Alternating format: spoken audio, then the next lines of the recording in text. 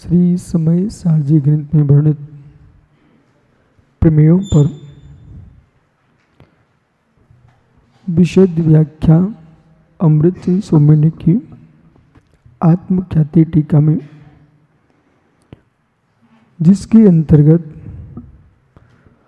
कलशों पर शुभचंद्र स्वामी ने प्रमध्या तरंग टीका का स्तन किया।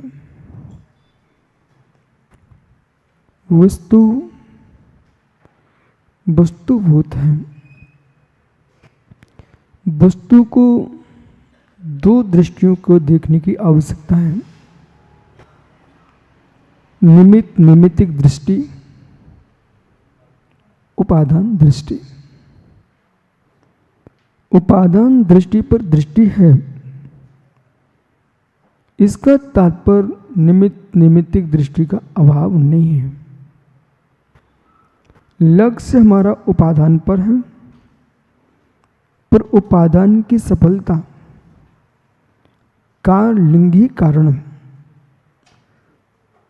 कार्य के माध्यम से कारण का बोध होता है।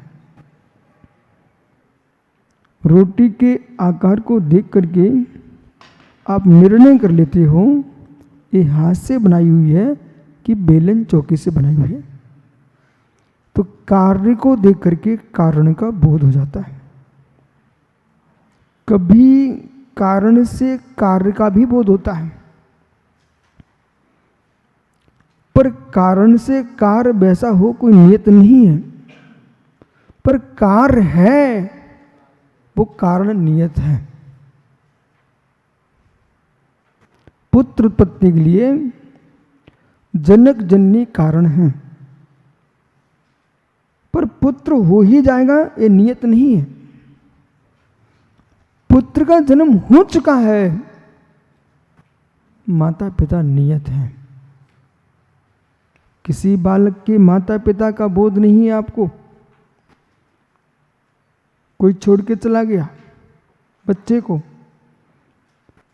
तो उसके माता पिता का आपको ज्ञान नहीं है। बड़ा विवेक के साथ सुनना भाई, वो बच्चा अनाथ हो गया। लोक की भाषा में बालक अनाथ है।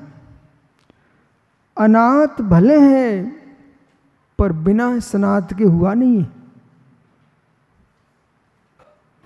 अनाथ भले हैं, आपको उसके माता पिता का नाम पता नहीं है इसलिए अनाथ है। क्या वो बिना माता पिता के उत्पन्न हो गया?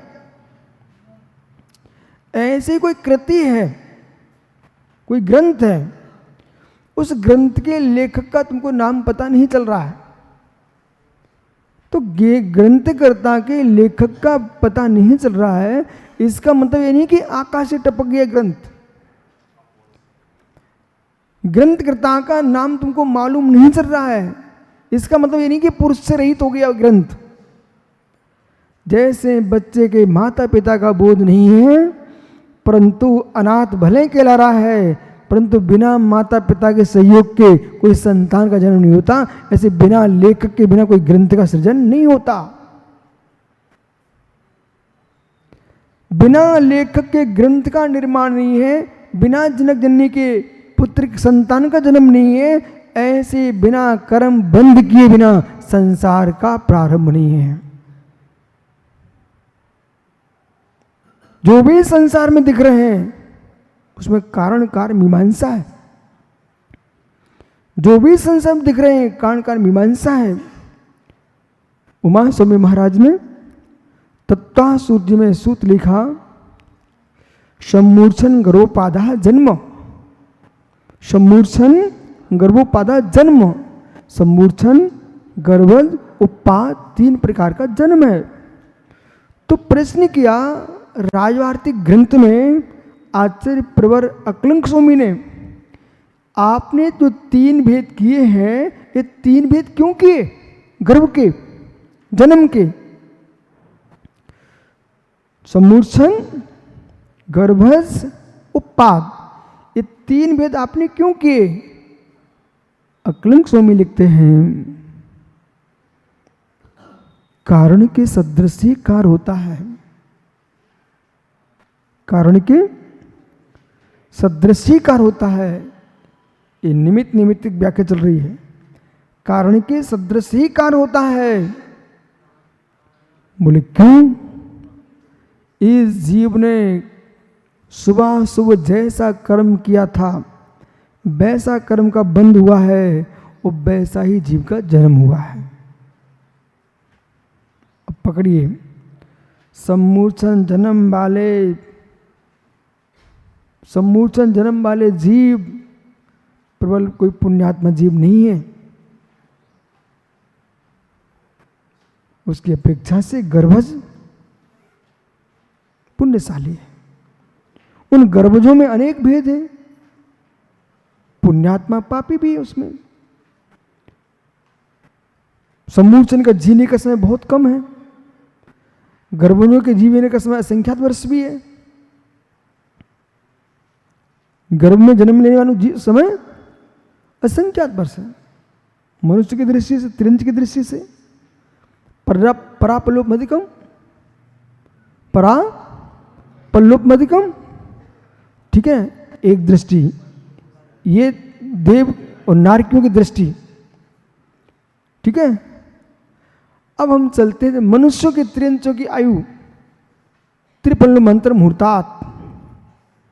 तो मनुष्यों की और त्रिंचों की आयु कितनी है? त्रिपल्लुबर, पूरा सूत्र बोलिए। नृस्त्री परावरे त्रिपल्लुमंत्र मुहूर्तात्। मनुष्यों की उत्कृष्टि है त्रिंचों की, वो उत्कृष्ट 3 पल है और जघन्य अंतर्मुहूर्त है। ये 3 पल जो आयु है वो गर्भजों की है, ठीक है। उसमें जो सम्मूर्छन है अंतर्मुहूर्त, पर सभी सम्मूर्छन अंतर्मुहूर्त वाले नहीं हैं। लंबी आयु वाले भी सम्मूर्छन हैं। जैसे महामत्स्य, वो सम्मूर्छन है लेकिन लंबी आयु है। देव दीर्घ आयु वाले हैं, नारकी दीर्घ आयु वाले हैं। तो उपास जन्म वाले जीव है, उन दोनों की आयु दीर्घ है। अब दोनों की आयु दीर्घ है, पुनः सूत्र लगेगा। ये दीर्घ आयु कैसे मिली? शुभाशुभ कर्म। जिनका अशुभ कर्म दीर्घ था उनको नरक की दीर्घ आयु मिली 33 सागर तक की। 1 सागर से लेकर 10,000 वर्ष से लेकर के कितनी? 33 सागर। और जिनका शुभ कर्म तीव्र था उनको उत्कृष्ट आयु मिली स्वर्ग की 10,000 वर्ष से लेकर के 33 सागर पर्यंत। अभी किसके हाथ में सौंपे इस कार्यक्रम? क्या यमराज लिख रहा था कि परमात्मा ये आयु नियत कर रहे थे? कौन कर रहा था? स्वभाव पुण्य स्वभाव पापस्य। बड़े गूढ़ रहस्य जनागम के। बोले न यमराज न ईश्वर परमात्मा कोई नहीं। स्वभाव पुण्य स्वभाव पापस्य। शुभ कर्म मनोवचन काय का सुप्रमन शुभ पुण्य का हेतु, और मनोवचन का सुप्रमन पाप का हेतु। अब तीव्र मंद ज्ञाता ज्ञान भाव वीर विशेषा तद विशेषा। तीव्र मंद ज्ञाता ज्ञान भाव की विशेषता, वीर की विशेषता से कर्म में विशेषता आती है। एक जैसा पाप करने वाला जीव एक जैसा फल नहीं पाता। एक जैसा पाप दिखाई दे रहा है पर फल एक सा नहीं मिलता। बड़ा सहज सरल विषय है। अग्नि जल रही 2 चूल्हे में एक सी। प्रोफेसर साहब प्रैक्टिकल कॉलेज का, अग्नि जल रही है 2 चूल्हे में एक सी, परंतु भोजन का स्वाद अलग अलग। मिट्टी के तेल के स्टोव पर पानी जलाओ ना, तपाओ, तेल की गंध आती है। और घास फूस पर पानी तपाओ, उसका स्वाद अलग होता है। कोयले पर आपने तपाया उसका स्वाद अलग होता है। भेद आ गया। ऊपर से तुमने मात्र अग्नि शब्द सुना, पर उसमें देखना था आपको ज्वाला की तीव्रता किसमें अधिक है। ऐसा नहीं है। प्रणव सा अग्नि के नामों में भेद है। हुताशन, अरसी, दावानल, बड़वानल, जठरानल, कामनल, सारी अग्नियां भिन्न भिन्न है, और जैसा उनमें भेद है वैसा उनके स्वभाव में भेद है। अग्नियों के अंदर ही तापमान में भेद है, उनकी कसा में भेद है। सभी स्थावर मिथ्या दृष्टि है, सभी के अनंतानंदी का उदय चल रहा है, सभी मिथ्या दृष्टि है, सभी अनंतानंदी वाले हैं, पर उनकी अनंतानंदी में भी वनस्पति काय की कसाई कम है, उससे ज्यादा जल काय की है, वायु काय की कम है, पृथ्वी काय की कम है, अग्नि काय की प्रचंड कसा है। वायु जब अपनी कसाई में आती है किसी को छोड़ती नहीं है।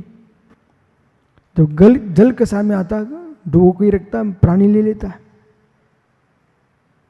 पांचों स्थावरों में कसा है।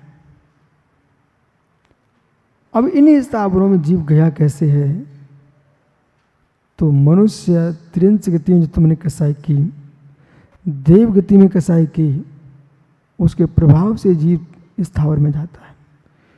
देव भी स्थावर हो जाता है, मनुष्य भी स्थावर हो जाता है, और त्रिंच तो स्थावर हो ही जाते हैं। जो त्रिंच हैं वे भी कसाई से स्थावर बन सकते हैं।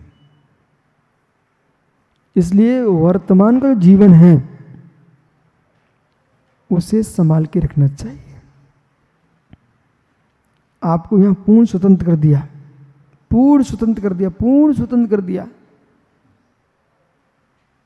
जहां पर यह कहा जाता है कि ईश्वर के अनुसार हो रहा है, वहां तो फिर भी गुंजाइश थी, तुम दोष दे सकते थे, ईश्वर ने ऐसा कर दिया। यहां तुम ईश्वर को दोष भी नहीं दे सकते हो। जब पिता के आश्रित था बेटा, तब कुछ भी हो तो पिता को ताने माने भर सकते थे। पिता ने पूर्ण तुम्हें स्वतंत्र कर दिया है, अलग कर दिया है, व्यापार भी दे दिया। अब घाटा मुनाफा तुम्हारे हाथ में है। अब तुम पिता को आंख उठा के नहीं देख सकते। बोले क्यों? पिता ने कुछ नहीं किया है, तुम्हारे कर्म ने किया, तुम्हारे भाग्य ने किया, तुम्हारी कार्य प्रणाली ने किया है। ऐसे हमारे भगवान ने प्रत्येक जीव को पूर्ण स्वतंत्रता सौंप दी, पूर्ण स्वतंत्र कर दिया है कि भाई मैं तेरा कर्ता हर्ता नहीं हूं, रक्षक भी नहीं हूं, मैं मात्र ज्ञाता दृष्टा हूं। आप अपना देख लो, वो पूरे सिद्धांत भी बता दिए, एक एक सिद्धांत समझा दिया। पशु बनना है मायाचारी करो, नरक जाना है बहुत आरंभ परिग्रह करो, मनुष्य बनना प्रणाम कसाय मंद्र को, स्वभाव मार्दुम मृदु रहो। देव बनना है सम्यक की आराधना करो, श्राग संयम, संयम संयम, बाल तप, इनके माध्यम से जीव स्वर्ग जा सकता है, देव बन सकता है। साधु बन के एक छल कपट करोगे, पुण्य का उदय आ भी गया तो भवनवासी बेंत जोशी बन जाओगे। सारी व्यवस्था करके रखी है। शुद्ध साधना करो शुक्ल इच्छा के साथ, उत्कृष्ट जाति के देव बनोगे। सौंपा किसके ऊपर? वो प्रोफेसर हैं गुन्नू शक्कर, लो बेटा कॉपी, पेन नहीं तो अपना पेन भी दे दिया उन्होंने स्कूल की तरफ से, करो पेपर, नकल नहीं करना, करो पेपर। और मेरे से कहना मत आना फेल हुए के पास। ईमानदार प्रोफेसर है वो, कहता कुछ नहीं, तुम्हारी कॉपी भी जांचूंगा मैं, अब तुम देख लो, तुम्हारे ऊपर है। मेरे से मत कहना, माता पिता से मत कहना कि मैं फेल हुआ के पास, ये आपके ऊपर है, तुमने लिखा क्या है, क्या लिखा। दूसरे पर आंख नहीं उठा सकते हो। मैं सुब्रत सार तो कॉपी पकड़ा देते हो, ये देख लो। परीक्षा रिजल्ट घोषित हुआ, हमारे यहाँ परीक्षा होती है सर, वो कापी पकड़ा देते, पकड़ो, तुम्हारे मन में हो ना कि नंबर घटा दिया कि बढ़ा दिया, देख लो अपनी कापी। तुम्हारे यहाँ तो कापी वापस कर दी जाती है, देख लो अपनी कापी, जो लिखा है वही है। ऐसे कर्म सिद्धांत कह रहा है कि जो लिखा है वही है। आपको मालूम बेटा, गणित की कापी के, गणित की पुस्तक के पीछे उत्तर कापी लिखी रहती है, उत्तर पुस्तिका देखिए आपने कभी? सवाल करो और पीछे देख लो सही है कि नहीं, सवाल करो पीछे देख लो सही है कि नहीं, परंतु हमारे यहाँ की जो कापी चलती है वो आगे देख लो सही है कि नहीं। मतलब समझाऊं इसका? इसका मतलब ये है, कोई व्यक्ति लंगड़ा लूला अंधा बहरा हो गया, सामने तो दिख रही कापी तुम्हारी, तुमने ऐसे उल्टे सीधे काम किए थे, सो हो गए, दुर्गति में जा रहे हो, आगे कापी है कालिंगी कारणम, हम कार्य को देख करके कारण को जान रहे हैं, कालिंगी कारणम। अब जिनेश्वर ने एक आदमी को 1 करोड़ का जो है दान सहयोग कर दिया कि भाई तू गरीब है अच्छे से रहो, तो मित्र सहयोग करो, आपका अच्छा काम है, लेकिन जिसे सहयोग कर रहे ना उसकी योग्यता देख के करो। सीधे 1 करोड़ क्यों पकड़ा दिए? उसने 4 दिन में युवा खेल के समाप्त कर दिए। सहयोग करने वाले मिल सकते हैं, सहयोग करने वाले मिल सकते हैं, पर स्वभाव बदलने वाले कौन मिलेगा? बोलो पीयूष, 1 करोड़ दिए जिनेश्वर ने कि भाई तुम गरीब हो, ये आप समान हो जाओ, पर उस अभागे ने क्या किया? जैसे 1 करोड़ हाथ लगे ना, बस उल्टी सीधे काम करके समाप्त कर दिया। मित्र, आप किसान हो, घर में बीज भरा है बोरे के बोरे, तो ऐसा सोच करके क्या 1 हेक्टर में 50 बोरे बोगे? तुम्हारे पास बीज बहुत है ना, तो कितने बोगे? हैं? उचित ही बोगे ना, योग्य देख के, भूमि की योग्यता देख के बोगे, जमीन की माप करके तो बोगे कि तुम्हारे घर में बहुत बीज भरा सो सब डाल दो। अधिक बीज बोगे तो बिल्कुल नहीं उगेगा, बीज पे बीज रखा रह जाएगा, फसल नहीं आ पाएगी। समझो किसान हो आप,